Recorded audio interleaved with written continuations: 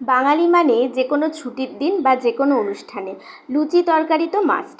চলো আজ তোমাদের সাথে শেয়ার করি একটা রবিবারের সকালের জলখাবার মেনু।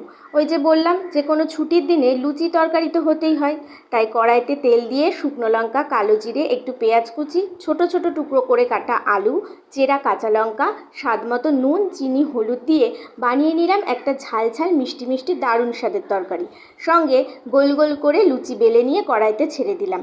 আর কি, হয়ে গেল গরম গরম ফুলকো ফুলকো লুচি আর দারুণ স্বাদের আলুর তরকারির কম্বিনেশনে একটা পুরোপুরি বাঙালি জলখাবার।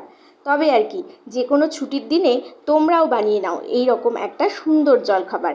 আমি ততক্ষণ আমারটা এনজয় করি। দেখা হচ্ছে পরবর্তী কোনো ভিডিওতে, যেখানে থাকবে এই রকমই সুস্বাদু খাবারের মেনু। আজকের মতো টাটা, সকলে ভালো থেকো। আর এই কম্বিনেশনটা তোমাদের কেমন লাগলো সেটা অবশ্যই কমেন্ট করে জানিও।